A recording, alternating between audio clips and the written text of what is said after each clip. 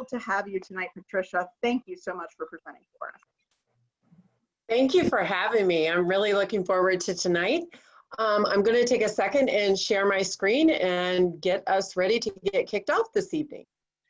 While you do that, I do want to say that we know that everyone is working with different spaces and children have different ways that they learn. So keep in mind, not everything we say will work for every family or every child, but hopefully you hear something tonight that will work for you. Okay, so I'm pretty sure that I'm sharing, and well, that's what the computer is telling me. So I can only go with that right now. Thank you again for having me present tonight. I'm really looking forward to this conversation. And this is a conversation I get frequently, and one as a parent I've even had to figure out on my own. Tonight we're going to be talking about setting up your child's space and learning at home. So I just want you to take a moment as a participant tonight and just think about what you want to get out of this. Our goals are going to be to learn from the past and our expertise as a parent or a caretaker in establishing the foundation for endless possibility for our children. We're going to live a little in the present as skills that children have learned in other arenas, perhaps in school formerly. Those are transferable assets into the virtual environment. But there could be other arenas that your children have been exposed to, like sports, or perhaps they participated academic. And then the last, which is the hardest, to support and care for our children as we do things that I know as a parent, and really trying to navigate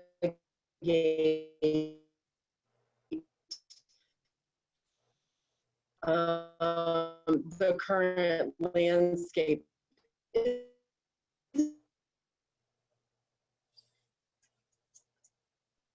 Patricia, you're breaking up a little bit. What I'm going to ask you to do is to engage in, is it at least on my end? Okay. Okay. Are we better? That's better, yeah. I don't know what happened. I don't know either. Just if it happens that way, just let me know. Okay. One of the things that we know, which I was sharing with you, is that as a parent or a caretaker, when we're on an airplane, the first thing they say is put your oxygen mask on, because you can't take care of others if you don't take care of you first. So we're going to engage in just a moment of mindfulness. So this is an activity you can use just for yourself. You can use it with family. You can use it with your children. Sometimes for our older children, my children are older, it takes a little bit of just saying it just the right way for teenagers. So this is called focus and then notice. So the first part of this is just sitting upright, getting comfortable in your seat. So just get comfortable. Whatever that looks like for you is fine. Then I want you to just notice your breath. When you're breathing in, when you're exhaling, just take a few breaths to settle your breathing a little bit. And then the next thing I want you to do is I want you to focus. I want you to pay attention to two things you hear as you take a deep breath in and breathe out through your nose. One more time. Deep breath in. I'm listening to my husband talking downstairs, and breathe out through your nose. Then I want you to move into two things you physically feel. So deep breath in. Something I feel. You could be sitting outside of your car. You could feel the leather seats. You could feel the cushion. And then breathe out. One more time. Deep breath in. Something I feel. Could be your hair on the back of your neck. And then breathe out. Now we're going to repeat this for one time. So repeat and notice. Breathe in, one thing you can see. I'm looking out the window and looking at my neighbor's backyard. Breathe out. One deep breath in, one thing you can hear. And breathe out. Then breathe in deep, one thing you can feel. And then breathe out.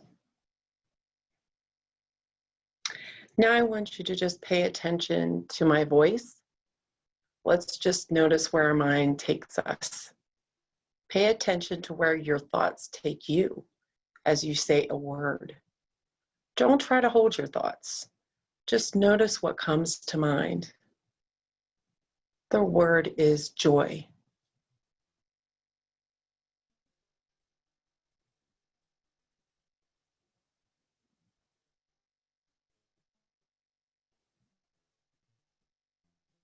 Just take a few minutes to think, what are your thoughts?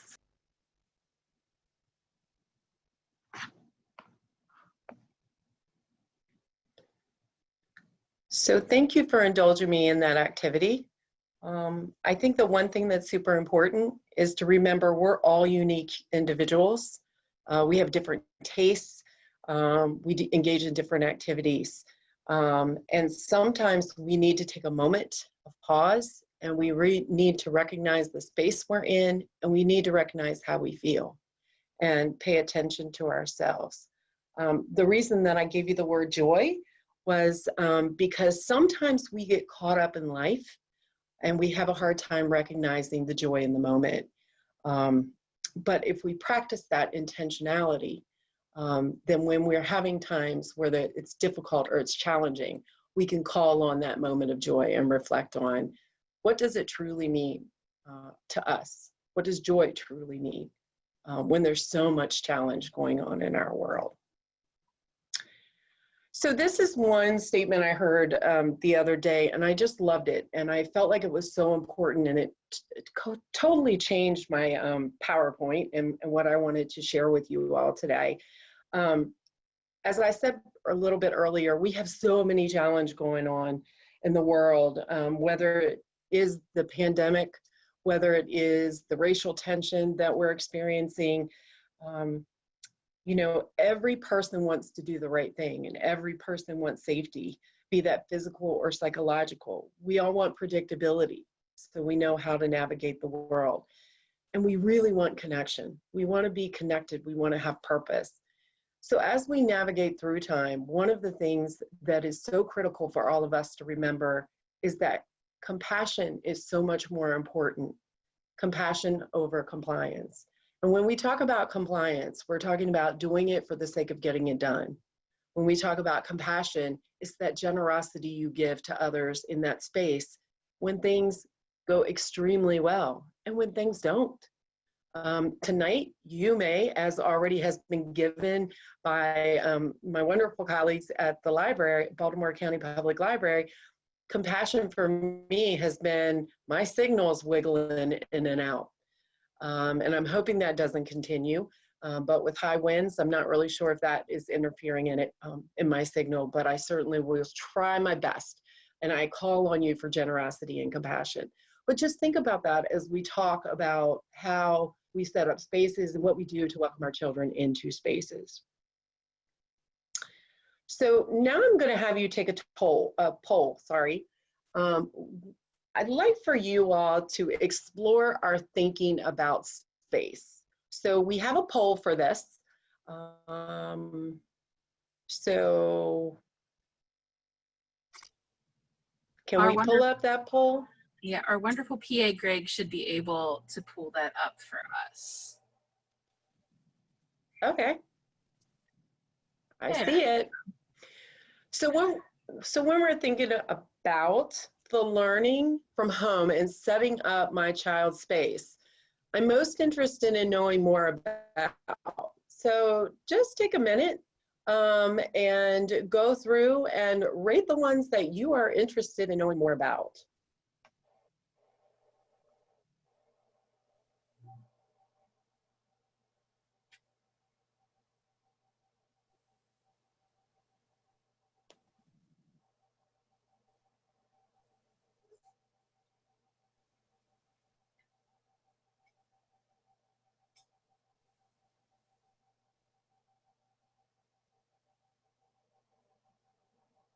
I know people are voting. I'm not really sure how we can get that, the results of that poll up. We can take a look at that. Once everyone is done voting, I should be able to show it. Wonderful, thank you.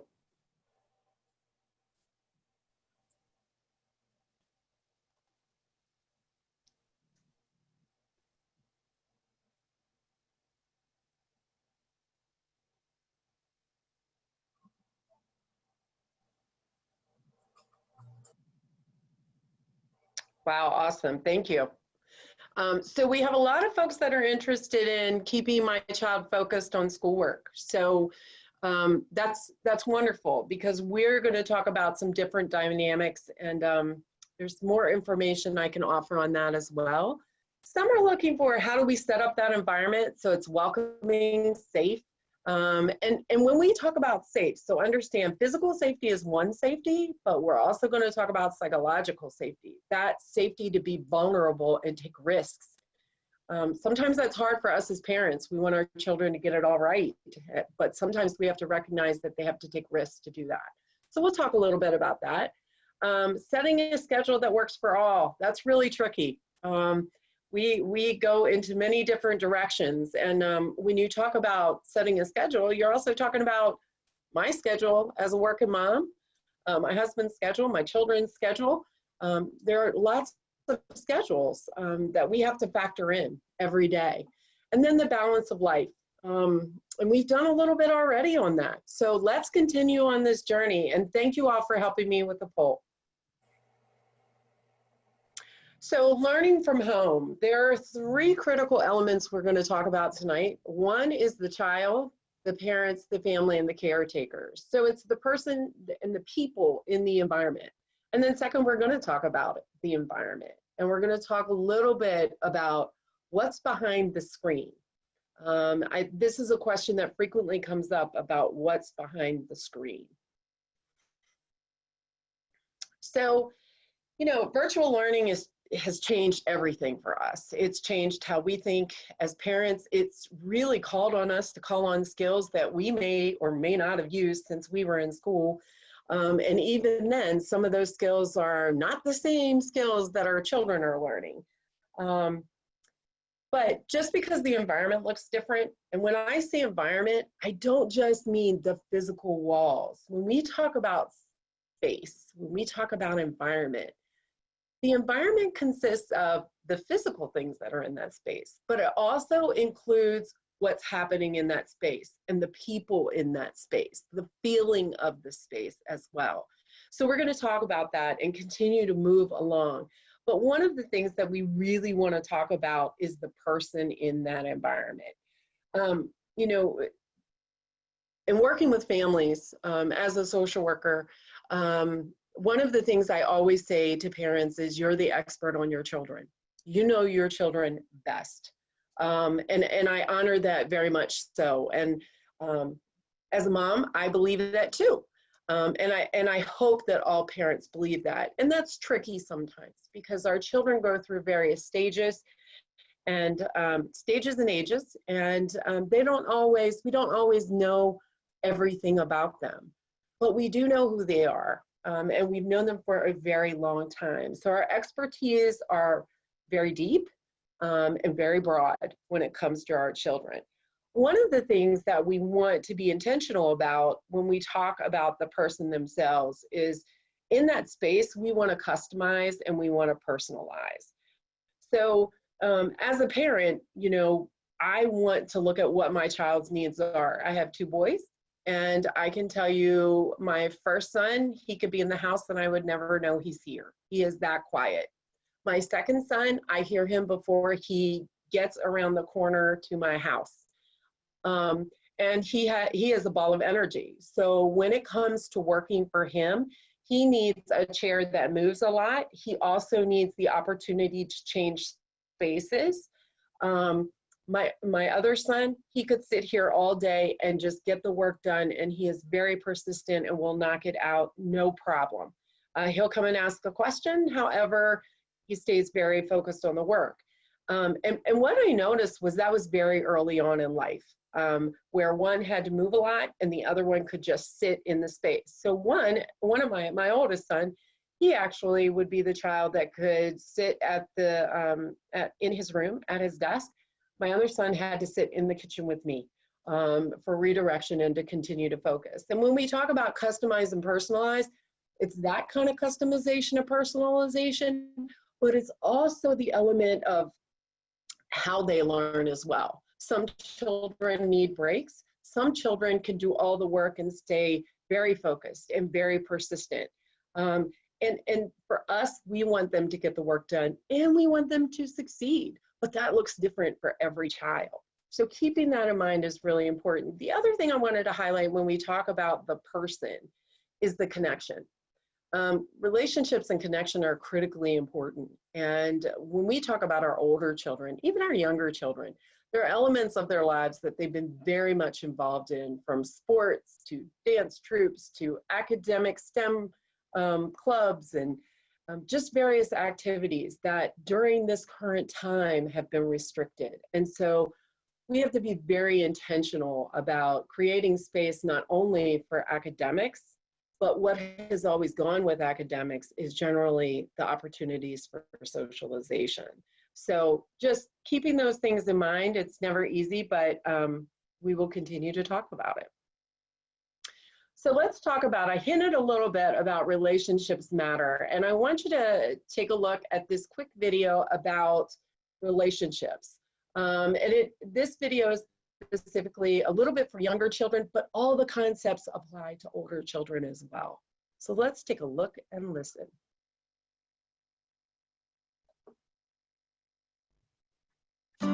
Pretty much everybody who works with kids or interacts with them knows that relationships matter incredibly for how they develop, they perform in school, where they end up in the future. But that doesn't mean you know how to build a great relationship with a young person who you work with or that you just care about. At Search Institute, we are 4 years into a major project of research to try and open that black box of transformative relationships in kids' lives and really figure out what happens in relationships that help kids be and become their best selves. What we've discovered is that there are 5 critical elements of a developmental relationship. The first of those elements is kind of obvious. It's expressing care. And the key idea there is letting kids know that they matter to you. Be dependable. Listen. Believe in me. Be warm. Encourage. The second element of a developmental relationship is challenging growth. And that means pushing kids to continually get better, no matter how well they're already doing. Expect my best. Stretch. Perfecto feeling. Hold me accountable. The third element is providing support, and that means helping kids complete tasks and achieve their goals. Navigate. Empower. Advocate. Set boundaries. The fourth element is sharing power, and that's about treating kids with respect and giving them a say. Respect me. Include me. Collaborate. Let me lead. And the fifth element is expanding possibilities, which means connecting kids with people and places that broaden their worlds. Broaden horizons. Inspire. Connect. We know from our studies that when kids experience relationships that are characterized by these 5 elements, they're much more likely to possess key social emotional skills like motivation and a sense of belonging, empathy, and much less likely to engage in risk behaviors. Whether you're working with kids in your job or raising them at home or just interacting with them in your community, we know that if you express care, challenge growth, provide support, share power, and expand possibility, you'll be doing tremendous things to help those kids be and become their best selves. If you'd like to know more about developmental relationships, click the links in the description below and subscribe to our YouTube channel for continuing updates from Search Institute.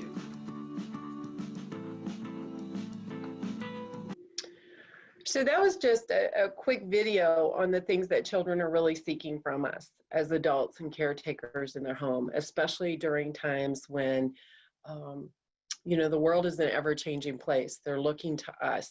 They're looking for that care. They're looking for that level of compassion. They are looking for connection, even though some say that they aren't.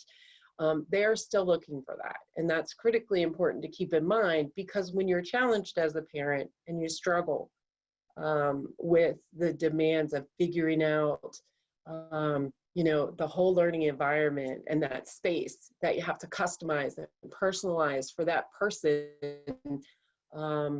you know, that person that has to have this creative and great learning experience. It's tough. It's tough.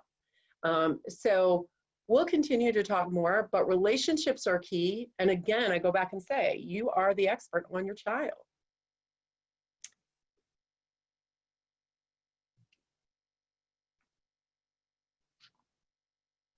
Hopefully I'm doing, there we go. So let's talk a little bit about the environment, the physical space. So this is what I'm talking about when we talk about the 4 walls and holding intentional space. And there are elements of this that will kind of make you think about what's in that space and what. I'm not an interior decorator, so I'm not going to talk to you about decorating it, but I am going to talk to you about things that can make learning optimal. So a lot of questions that I receive are, should we have a schedule? Shouldn't we have a schedule? Where will they learn? What will be in that space? You know, what should I put in that space? And how will we balance this? So when we think about the learning environment, balance is an issue too, especially if you have more than one child at home, especially if you are working from home. Or perhaps you're share working where one goes into work, one's home, or perhaps both go to work.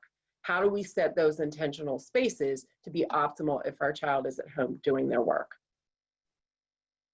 So this is an example I wanted to share with you about a remote learning schedule. Schedules are great. They're very helpful. But one thing I would say to you, and I really encourage, is do the schedules with your child. And that takes some creativity. So this schedule you see in front of you was a preschool schedule. And you'll see what's in there are lots and lots of, you know, let's come together. That's going to be virtual. Let's do a brain break, get that brain set. Let's do a little reading and writing. But you see, developmentally, this is really built on who the child is. Preschooler, you know, amount of time that their focus, you know, making sure that you can build in those breaks. It's really important, and when you're in a classroom even, you see where teachers build in breaks. There's work, and then there's breaks. There's work, and then we get up and we move a little bit. And the movement is usually intentional, but sometimes it's just taking a break to reset that brain. And a lot of times what happens in our brain is that when we are so focused on the instruction, we get tired. We really wear our brain out, or we become stressed. And so that is true for anybody. So when we are just going through and things are okay, we're very focused. We've got some great happy hormones that are flowing, which keep us in a really great mood. And we are moving through with our executive functioning skills, that frontal lobe, making decisions that are in order and sequentially. However, when we become stressed and we haven't taken that brain break to reset, our body floods with a hormone that's called cortisol, and we become greatly stressed. And that goes throughout our body. And that does not have the same effect as what I call joy juice, which is our other happy hormones. And it actually can put us into more of a negative mood. And that could have impact on how we progress through the rest of the day. So one of the things we always want to do is when we transition between activities, use that time for brain breaks. So for little kids, that may be we stand up and we sing a song together, or we do a simple breathe strategy. You know, do the one that I'm going to do star breathing in a little while and demonstrate that for you. It could be just using a fidget or a homemade, which you're going to get to see, a homemade cush ball. So it could be any of those things. For our older children, it could be as simple as I'm going to the fridge to get a snack. Just that change of environment, that level of movement is important. Or I could take a break, read a book. I could take a break, look on my phone. I could take a break and just walk outside, change the physical space. So just think about that. The schedule is super important, but you have to know what to build into those schedules. And brain breaks, breathe, move, and rest strategies are super important to give that brain a rest and to reset it for the next thing that's coming. The other thing is, wonder if we could ask the teachers to join the conversations. Absolutely, you can. When you are working with your child and you're trying to set up the schedule, trying to figure out what's my child supposed to accomplish out of this? What's the purpose? How much time? Sometimes we get caught up in the amount of time that children are engaged in a process. And that's one of those things sometimes we have to customize. I spoke about my own children. And one of the things is I knew for one of my sons, I had a good solid 15 minutes. And then everything beyond that was, could be lost in translation, but required my prompting to come back to it. And that's just the way it was, and the way it is with respect to children. We all have those moments where we need to reset our brains, some more frequently than others. So just be aware that that's how we learn. And even as adults, think about how frequently we get up, or how we go to our phones and we take a look, or we, walk outside, or we walk to get a cup of coffee. Think about the times. One activity I have parents do is I have them actually in their own work day write down how many times they do things that are not designated for work, just not work. And then they realize their own time that they need to take a brain break. So that's worth a try if you want to kind of challenge yourselves. The next thing is, where would I put a schedule so that they can all see and follow? Where would this live? Why would I put it there? And it's very helpful to have things visual for children, for adults. The one thing that a couple parents have suggested with schedules is for their children who are younger and aren't at a point of reading, or have a learning disability and are not reading yet, they use visuals. And the child picks out the emoji or the visual that represents the task that they have to do in their schedule. So this is another opportunity. It's called a choice menu or boards. And this is another piece that I want to suggest to you to have available for your child, and you customize it with your child. So I always talk about, it's not the what, it's the how. So when we do work, when we do our own work, when our children do their schoolwork, we know what we want them to do, but how are they going to get there? And if you have a child that's got a very small focus, needs lots of breathe, move, rest, or other outlets, build that into the schedule. But then also think about, if your child is better with a headset and listening to a book versus reading the book, what's more important? The what or the how we get there? And so for a lot of parents, it's, I've got to do it this way. And the reality is, as long as we get there and the children understand the concepts, we really need to offer them choice. And these are two examples. I actually pulled both of these offline. There are lots of them online that you can pull from. The other option is, it's as simple as, you could do a chart and the child can put in exactly what they want to do. If they can read, they could put that in there. They can't read, you could do emojis, you could do pictures, you could do four on a board, and just have pictures and have the child draw the picture, and you just write the word on there and you put that up, and you can change it as frequently as you want. I'm a big keeper of stickies. So I love to give stickies and say, write on there what you want me to do.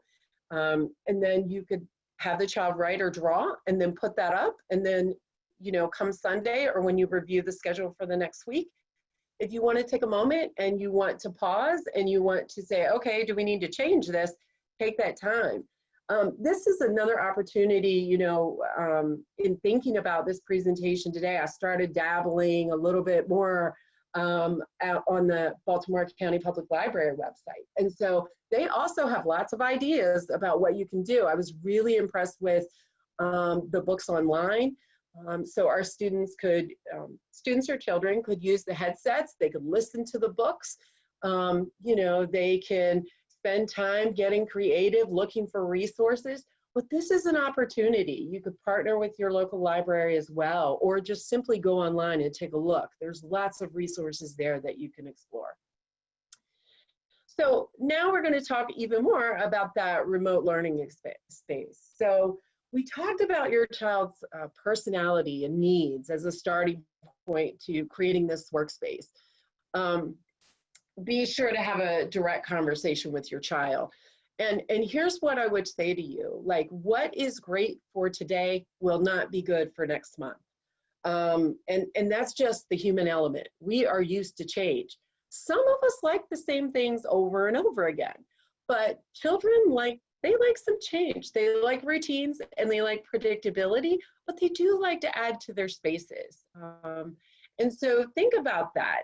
In the picture here, you see this is actually a little girl, and she's working at a table in a kitchen. And one of the things that was noticed for Paige was that she needed that barrier space. And because there was cooking, there was lots of movement in the house. So what this actually is her mom went and bought a, at the dollar store, she bought the cardboard like trifold, and the trifold is actually decorated for her and sits up in that space. Now it's a little bit against a wall so it doesn't fall over, but this is something definitely that's helped Paige to focus. And of course you can see that the headphones are there as well. But those are just a few ideas. If you have to get creative, especially when you have more than one child in the same space, this could be an opportunity. And they have these readily available at your dollar store or at Office Depot or Walmart. You can pick those up. If your child thrives in quiet, then find a quiet space. One of the things we're going to talk about is cultivate the calm. And some children require that quiet. They require that quiet for focus and attention.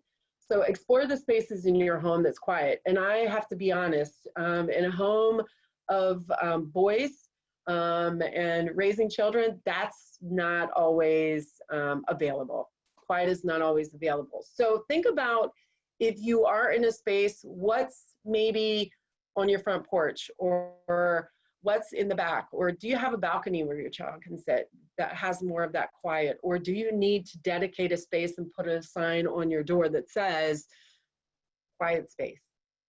So just think about those things. And then I also spoke a little bit about children needing a little bit more interaction and hands-on for accountability. Sometimes this requires working in spaces where it's shared space.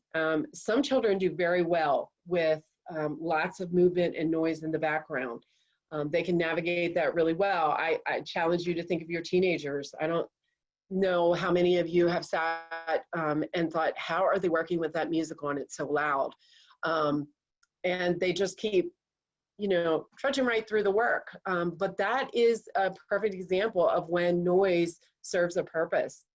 And for some children, that level of noise drowns out the other noise that may distract them. That noise is not as distracting as the other noise of what's happening in the house or in the community. So just know that every child has something different. Every individual has something different.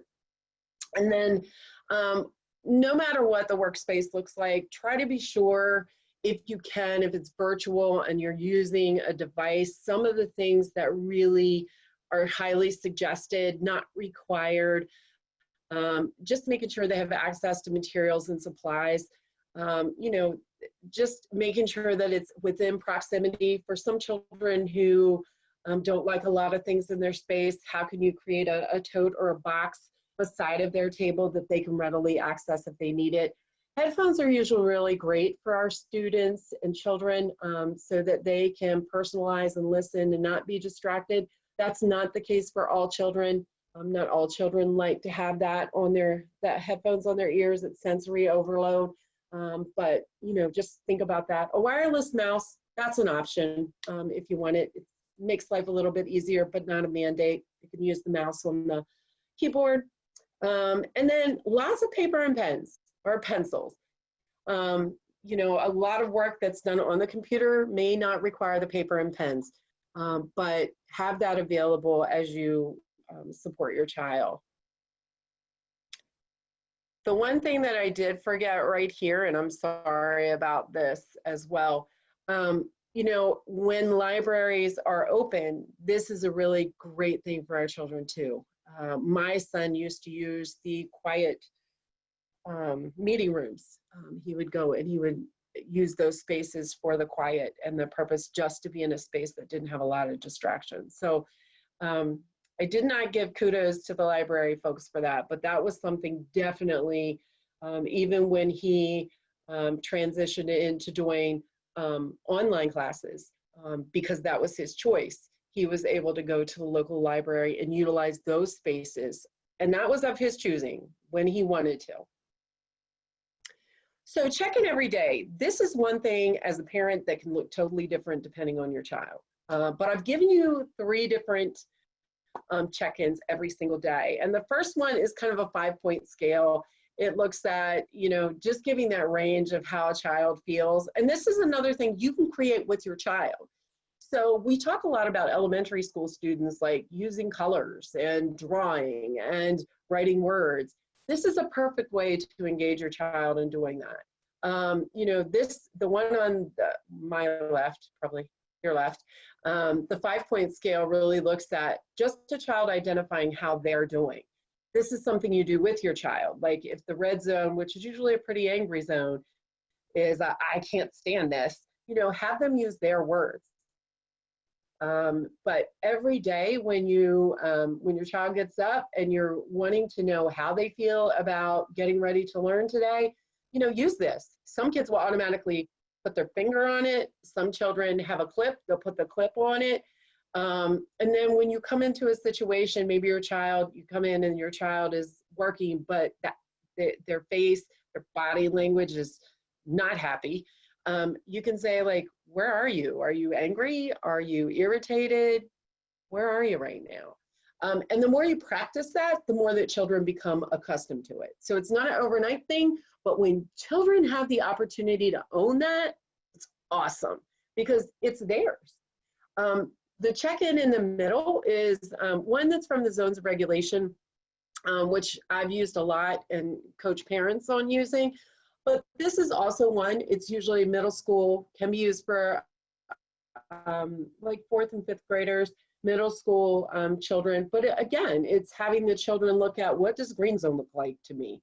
Green zone is usually fabulous, it's great, I'm happy, I'm good to go. Whereas the slow zone, kind of things are slowing down, there could be a little bit of frustration, feeling overwhelmed.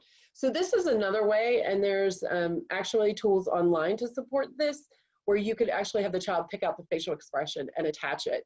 And as they grow and start to identify for themselves, usually what happens is they start using the language much more frequently, and actually before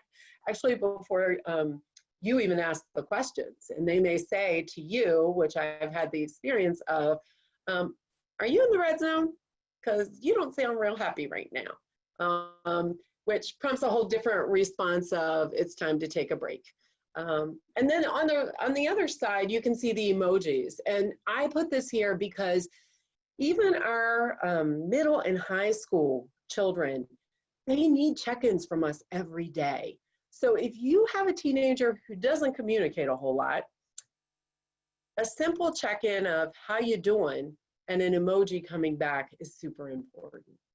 I encourage parents to do this at the beginning of the day, the end of the day, and if you're seeing your child have some up and downs during the day, these are great tools to provide and have in their space.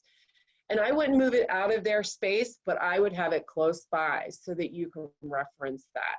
And some parents use their cell phones where they just have the child identify it on their cell phone.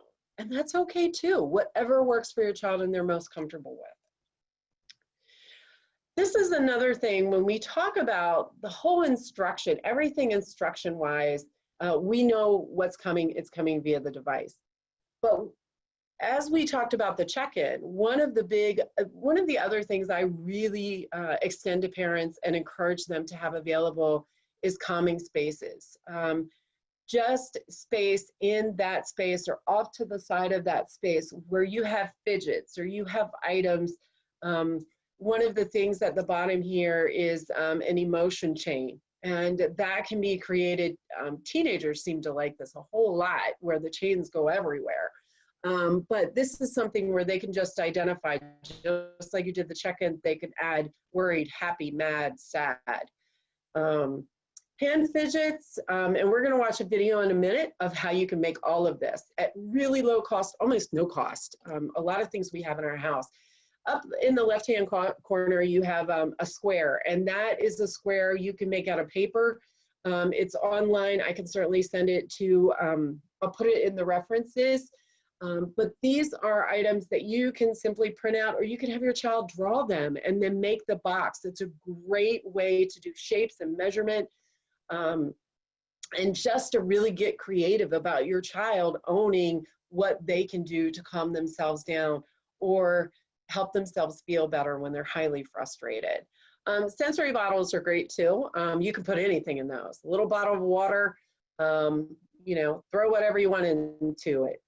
You can see buttons or beads or whatever the case may be. The other thing that's electronic though is the relaxation apps for kids.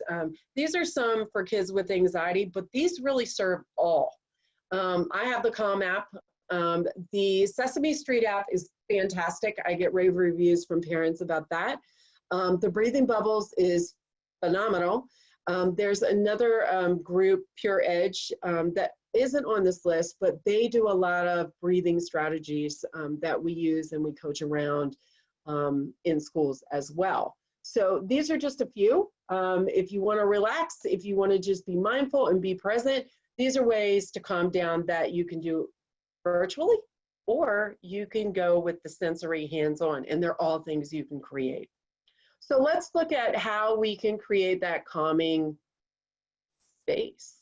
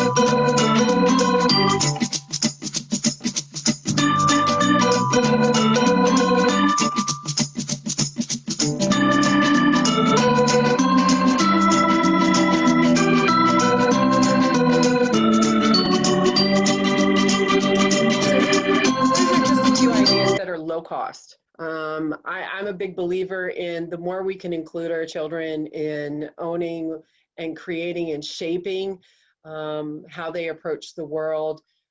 I think that they learn those skills so much quicker when they generalize them to themselves.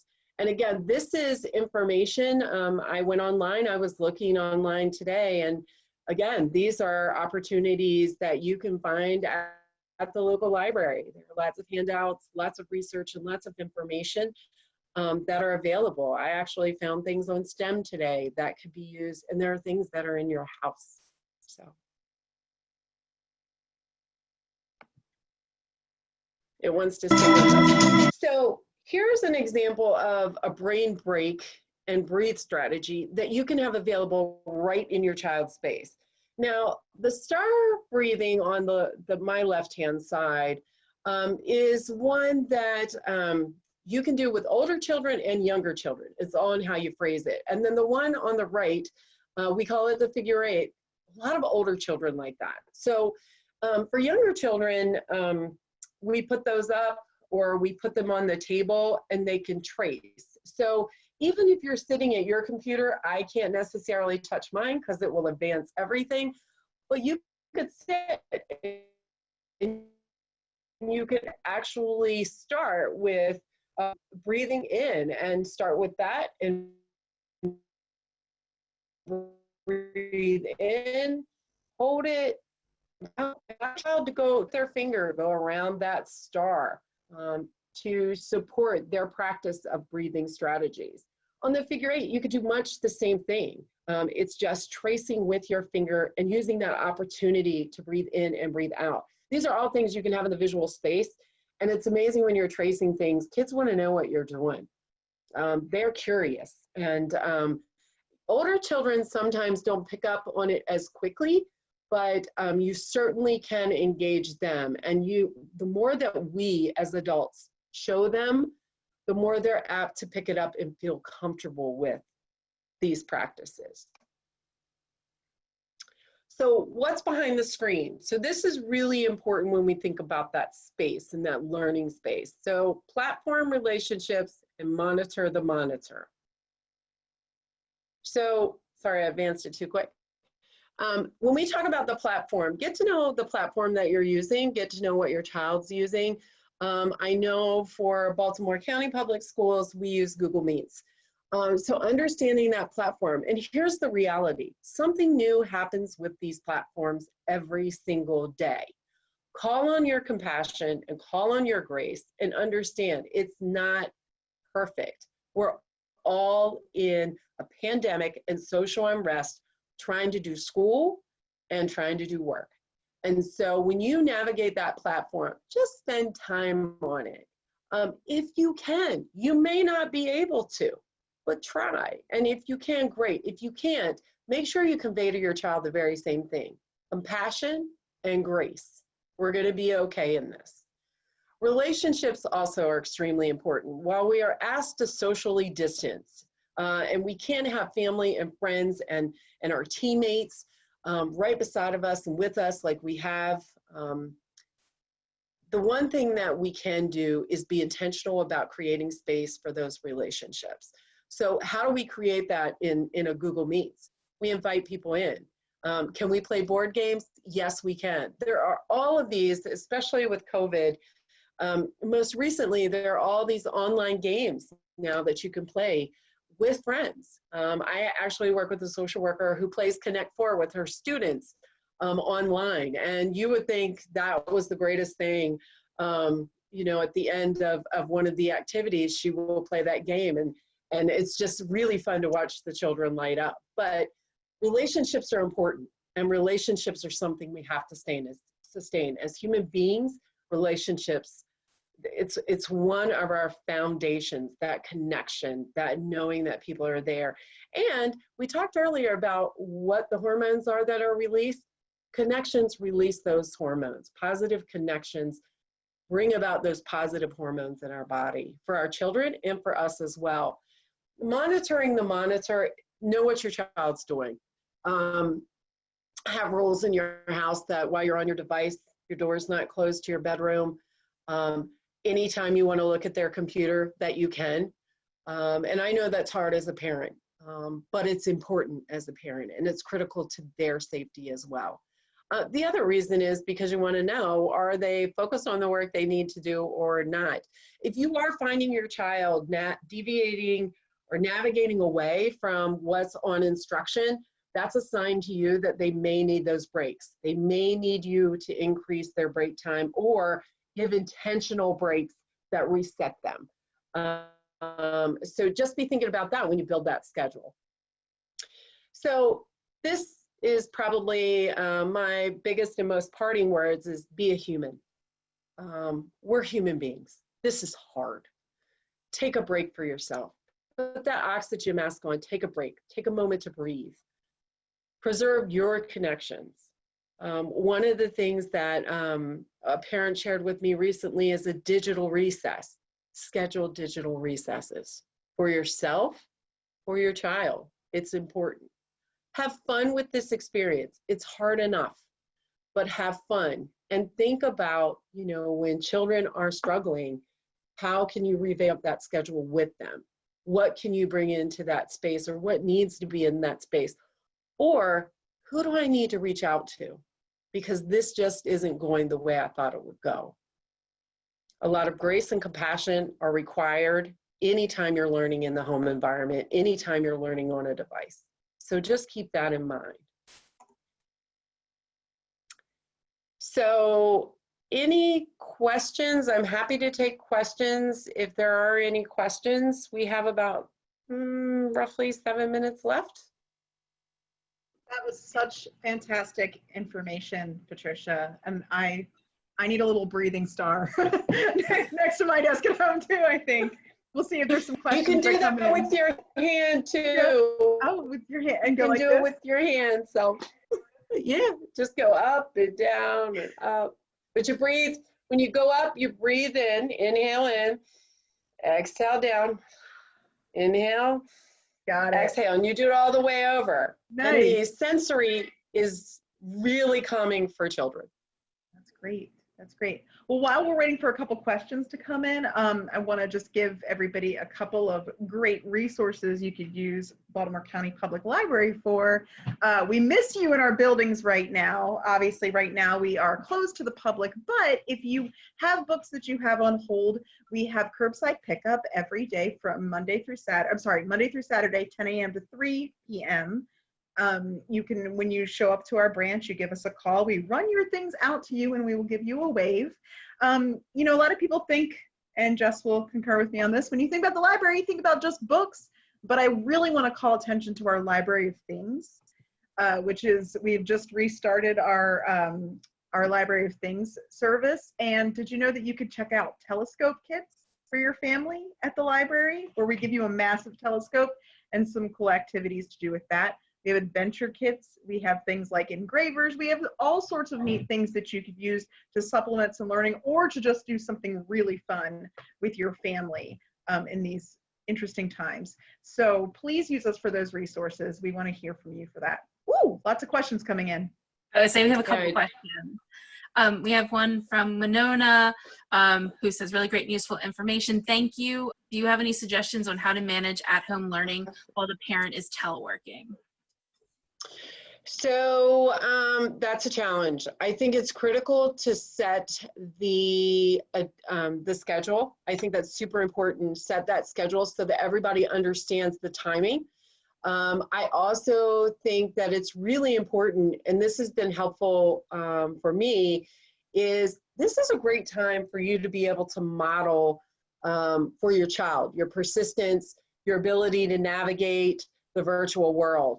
And so use that time to your advantage. Show them you're doing homework. Show them that you're sticking with it, even though it's tough and your internet just crashed. Show them like, I can't figure this problem out. Kids pick up on our voice when things aren't going very well. And so show them that. Show them, and then, use that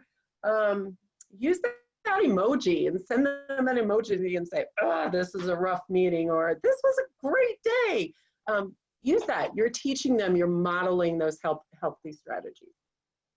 So I have a now 3-year-old at home, and I think about when I've had to work with him by my side. I often tell him, like, I am going to do this for this amount of time, set a timer, and then I will, whatever he needs, I will do this with you.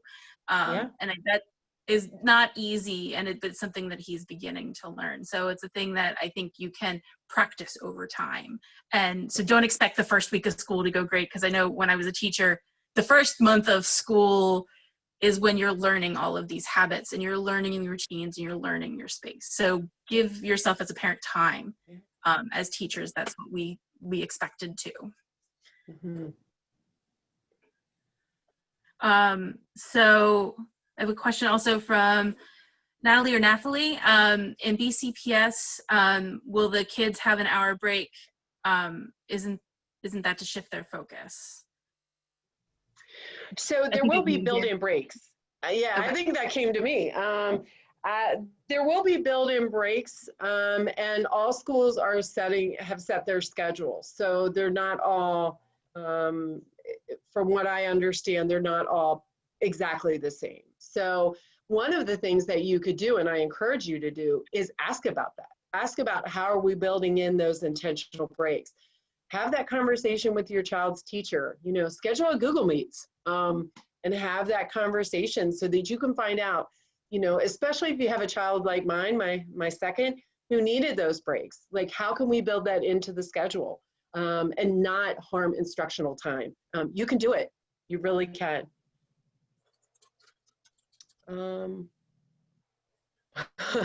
I have 3 teens and a rambunctious 4-year-old and a rancher. What to do? Oh, strategy. Yes, that's a huge challenge. I think, again, I go back to knowing the space and knowing what your children need and thinking about that, but spending time with them, creating that schedule. And I think that a lot of times we need to have meetings with our kids.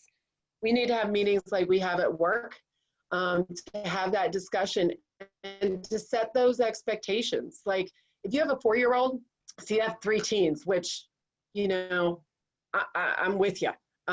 With the teenagers, having that conversation to say, what can we do to live in the house, this house, happily ever after, you know, and have that agreement as to who's going to do what. And here's the thing. We can ask them to do everything and expect everything to be done perfectly.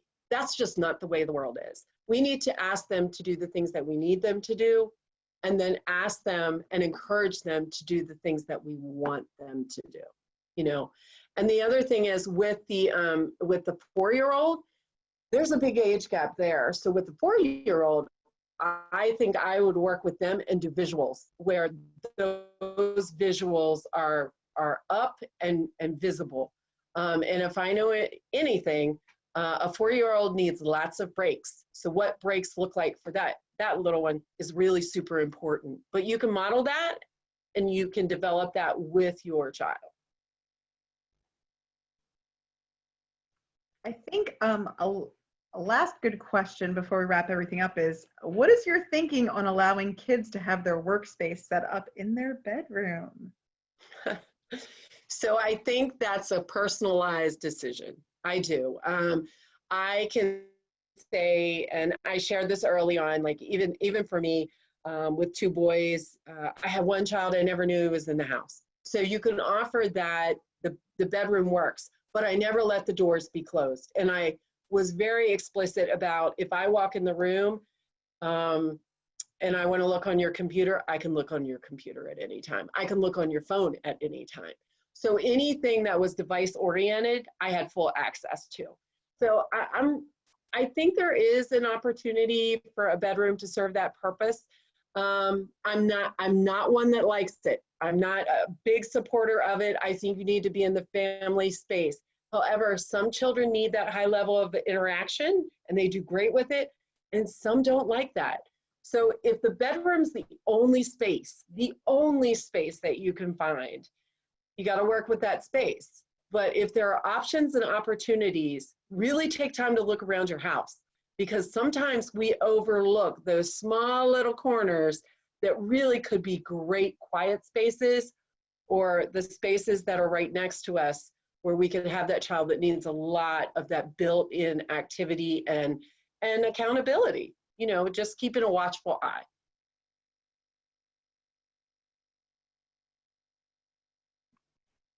Well, this was fantastic. We're so glad. Patricia, that was amazing. I got so much helpful information, and the feedback that we're getting, everybody else did too. So again, thank you so much for joining us. To all of you who are joining us also, we do have more of these sessions coming up.